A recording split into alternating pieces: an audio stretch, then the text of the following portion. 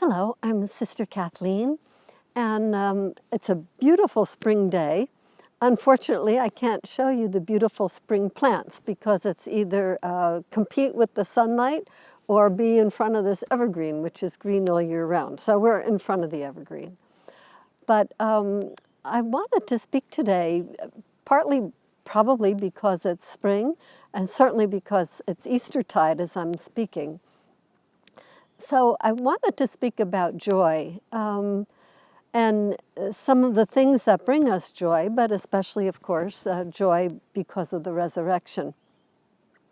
And I don't know if you've seen the movie Risen. Came out a few years ago, I guess. I don't know quite when. I've seen it twice, actually. And in case you don't know what it is, it's about the Christian community right after the resurrection of Jesus.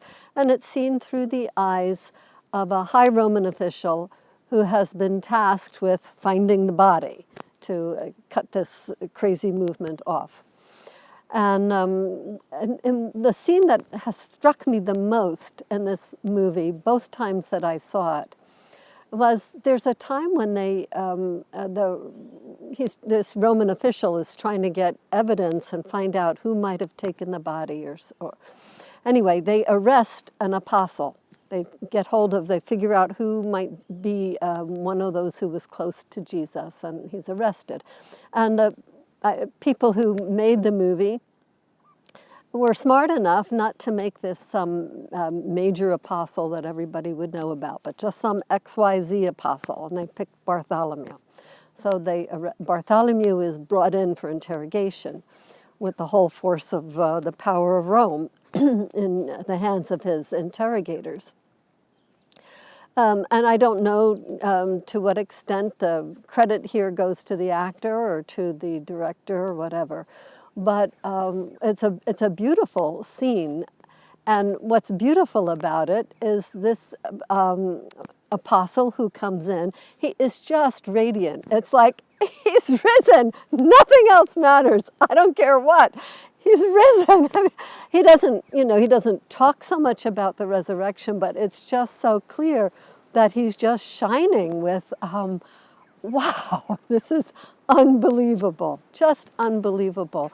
And I thought there of the witness that joy gives, the witness, which is our job as Christians. Not that we are going to be happy in all circumstances.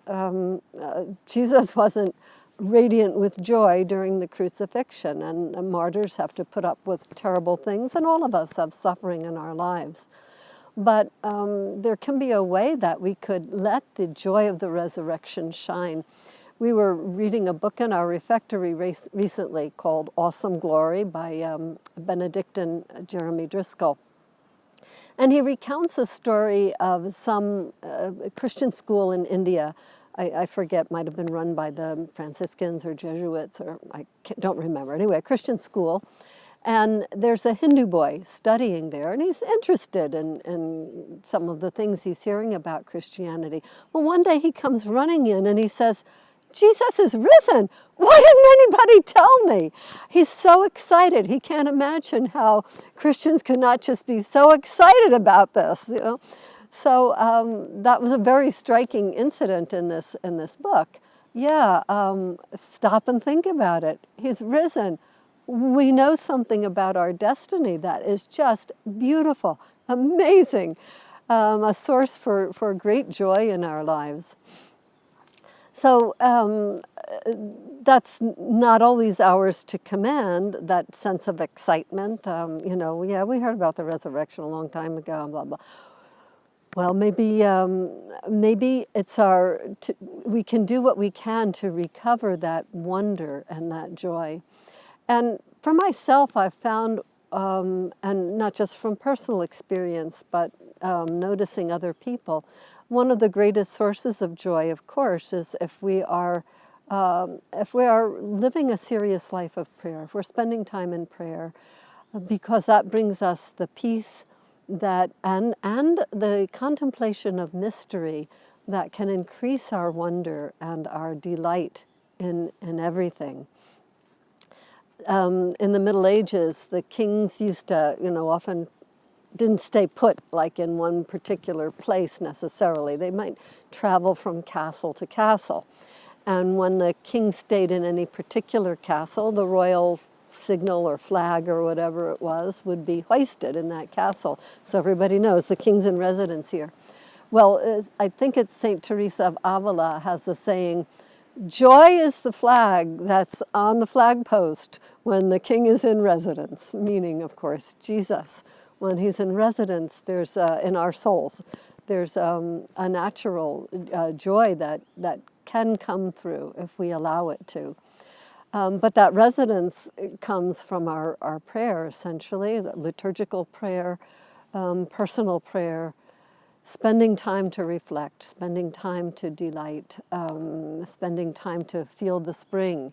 It's an absolutely amazing time of year, isn't it? With all the new life coming, all the birds singing, whatever means we have of just relishing all the good things that God puts into our lives.